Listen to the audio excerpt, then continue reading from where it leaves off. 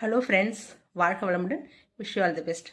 Friends, big boss 9ல் லைவில் school டாஸ்க்குன்னு ஒன்று வச்சுருக்காங்க. அதை பார்த்தேன் ஃப்ரெண்ட்ஸ். ரொம்ப கொடுமையாக இருக்குது ஃப்ரெண்ட்ஸ். என்னால் ரொம்பலாம் குற்றம் சொல்லக்கூடாது, கெடுதல்லாம் அதிகமாக எடுத்து பேசக்கூடாது அப்படின்னு நினைப்பேன்.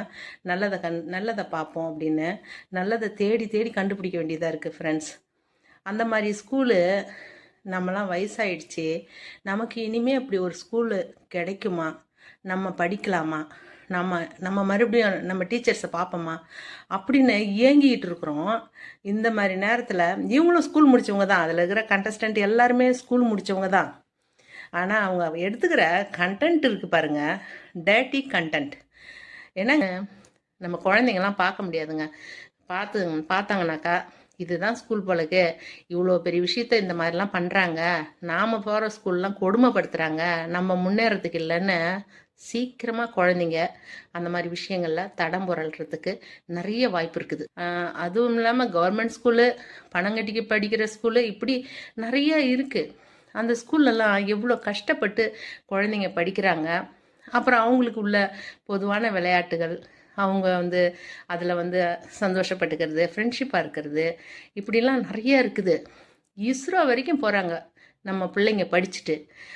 அது இன்னும் நிறைய பெரிய விஞ்ஞானிகளாக இருக்கிறாங்க, மருத்துவர்களாக ஆகிறாங்க, கலெக்டராக இருக்கிறாங்க. இவங்கெல்லாம் படிக்காதவங்க அப்படியே வானத்துலேருந்து இறங்கி வந்தால் இந்த மாதிரி பெரிய பெரிய பொசிஷனில் போயிருக்காங்க, ஆர்மி மேனாக இருக்கிறாங்க. இவங்கெல்லாம் எப்படித்தான் இந்த மாதிரி கண்டென்ட் எடுக்கிறாங்கன்னு தெரில. அப்புறம் ஆளுக்கு லவ் கண்டென்ட் கொடுக்குறாங்க. எனக்கு சொல்கிறதுக்கே பிடிக்கல. ஹார்ட் வரைகிறாங்க. இவன் எனக்கு ஐ லவ் யூ சொன்னான், அவள் என்னை பார்த்து சிரிச்சா, என்ன பாடல் கட்டுறது கூடமா இப்படி டேட்டியாக எந்த ஸ்கூலில் இந்த மாதிரிலாம் அலோவ் பண்ணுவாங்க?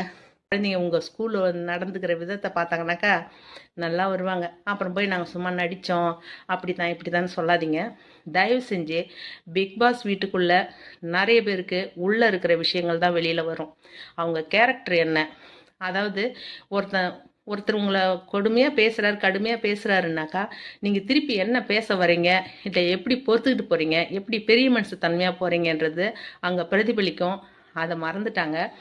நிறைய பேருக்கு அவங்களுடைய குணநலன்கள் தான் வெளியில் வந்திருக்கு.